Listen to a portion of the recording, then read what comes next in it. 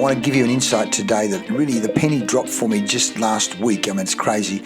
66 years of age and still learning, not stopping. But anyway, this is a fantastic thought I want to share with you about leading your best life. Welcome back. Well, the penny dropped for me last week because, I do swim every day and I watch what I eat. There's a whole range of habits that I have to try and be physically healthy. As I say, swimming in the ocean every morning, playing water polo, doing shoulder exercises before I actually go in the water. A whole range of things to look after myself physically. And again, if you look at me and say, he's in pretty good shape for a guy that's 66. When it comes to writing or recording, I have regular habits of when I want to write, just as I'm doing now, recording and sharing my thoughts. As they say, where energy flows, well, let's take it around the other way. Where attention goes, energy flows and results show. Where attention goes, energy flows and results show. So people looked at me, they'd say, well, clearly he looks after himself physically. I've got a lot of friends, and in fact, when I'm in the car, I've got habits of ringing people. I ring my mother, I ring family members, I ring friends. People say, geez, he's really good at keeping in contact, and that is true. I put my attention to that, but there's an area I'm not so good, and I'm going to confess to you here, and it's really hit me. And there's two fantastic books I'm going to recommend. One, I'm looking at the webpage right now of the book Atomic Habits, where tiny changes bring remarkable results. Atomic Habits, over 9 million copies sold, an easy and proven way to build good habits and break bad ones. James Clear. I think it's Aristotle who said, excellence is not an act, but a habit. We are what we repeatedly do. We are what we repeatedly do. Excellence then is not an act, but a habit. And so James Clear is just brilliant in his book on Atomic Habits of how to make, change, break, consciously structure habits. He talks about habit stacking. He talks about making it accessible and putting habits in proximity. But what I'm not good at and what I haven't been good at is financial management habits. You say, oh, Lee, surely a business consultant you are. I'm so excited about helping people that the money side of things I'm weak at, but I'm going to get good at it because, or at least better. As Ray Dalio, the multi-billionaire hedge fund manager, says, be willing to face your weaknesses. And I've got to say, I think probably over the years, my wife tells me I haven't been that good at being willing to face my weaknesses. And this is an area of weakness of mine. I'm being conscious of it right now because I've been reading another book on Audible. I'm going to find it right now. It's because I Can Teach You to Be Rich. Great show on Netflix. I'm not sure if you've seen it. I Will Teach You to Be Rich by a guy called Ramit Sethi. And I was listening to that book. I've watched all the shows on the TV, and it's just incredible because he's dealing with real people, not multi-millionaires, real people, and it's their thinking, and I could relate their thinking and their fear, and to a certain extent their lack of respect around money.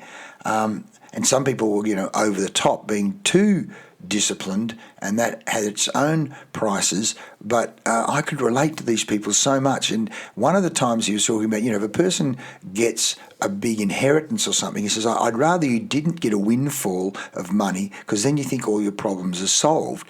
But they aren't, because what the research shows is when a person gets a windfall of money, but if their psychology around money is poor and their daily habits and discipline around money are poor, they'll then still lose the money. In fact, I think there's some magnificent number, 80 or 90% of lottery winners lose the money because they don't have the psychology, the respect, or the daily habits around money. And so he said, I want you to be doing something on a daily basis, whether it be things like check your account, check the number of accounts, on a daily or weekly basis, checking your net worth position, checking the bills that you owe, putting daily and weekly habits in place. I mean, oh my goodness, that is something I've been so weak at. Here I am every day, religiously waking up at the same time, pretty much eating the same food each day, certainly for lunch and breakfast, being super healthy, doing all the right things health-wise. But when it comes to financial health, I've been both remiss, lazy, and disrespectful of money. How does that relate to you? And so I'm admitting my greatest Achilles heel, but I'm making a commitment to actually begin to put daily habits in place. But then again, it's not just money daily habits. If you run your own business, first of all, daily habits around meetings. You know, we've got teams meeting for 5 and 10 and 15 minutes at the start of the day. In fact, my good friend David, who we've been coaching, the profitable personnel, of changing their meetings habits. So they're meeting at the start of each day and the end of each day with a fixed agenda, only a 10-minute, 15-minute meeting, very disciplined, not raving on and ranting on. And that's been fantastic as a habit, a start of day habit, an end of day habit in terms of meetings. Another habit I've been asking managers to do is start practicing catching people doing things right. Look for what people are doing well. Reward the behavior you want repeated. Get into the habit of looking for the good in the people around you. You can get into the habit of paying people an honest and genuine compliment. Mate, I like the dress you're wearing. I like your hair. I love the way you did that report. Thanks for saying thanks. I love the way you just served me then. That's really great. It goes on and on.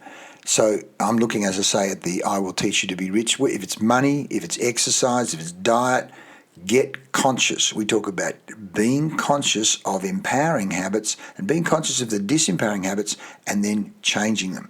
So if you're serious about leading your best life, as Aristotle said, excellence is not an act. We are what we repeatedly do.